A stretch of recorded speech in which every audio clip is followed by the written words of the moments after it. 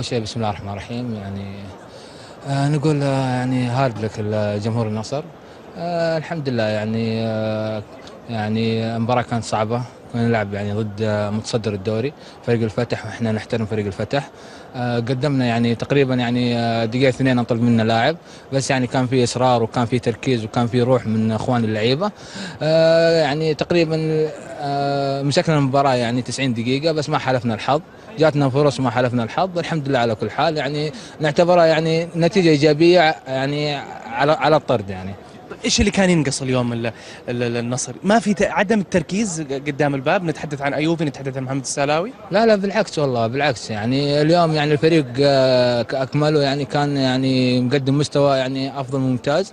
بس ما حالفنا الحظ. بالعكس يعني اخواني اللعيبه يعني في الهجوم يعني حاولوا انهم يسجلوا، بس ما حالفهم الحظ. ان شاء الله في المباراه الجايه ان شاء الله يركزوا ان شاء الله ويسجلوا باذن الله. بس الطرد واضح انه اثر عليكم شوي.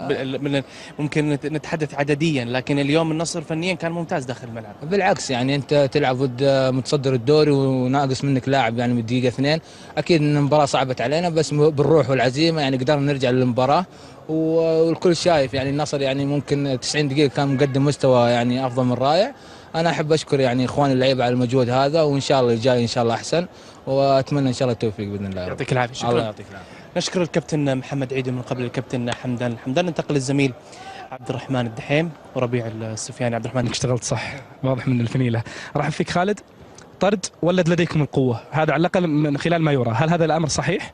طبيعي يعني النقص يولد قوة أحيانا، لكن يعني من الناحية الهجومية يعني كنا يعني ضعيفين شوي. يعني الطرد في الدقيقة 2 أثر علينا. إصابة خالد غامدي تقريبا في الدقيقة 40. تبديلين يعني في مباراة مهمة وحساسة. الفتح يعني تقريبا المركز الثاني أو الأول، أنا ماني عارف الترتيب بالضبط. الثاني.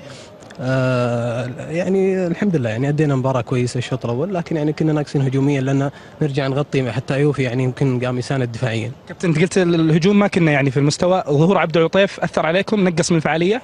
عبد اللطيف لاعب كبير ما يحتاج، يعني يمكن طلع في الدقيقة 6 تقريبا بحكم الطرد. لكن عاد الهجوم يعني أحيانا لو كان 4 لعيبة قدام أفضل. اخر سؤال كابتن، الشوط الثاني كنتوا افضل في الهجوم، بس ما في نهايه هجمه، كان ينقصكم مسجل هدف فقط؟ من الشوط الأول الفرصة اللي جت أيوفي ممكن إن كانت تخلص المباراة، لكن الحمد لله قدر الله ما شاء فعل. الحمد لله فقدنا نقطتين اليوم في ملعبنا، لكن إن شاء الله القادم أفضل بإذن الله. اشكرك على وقوفك.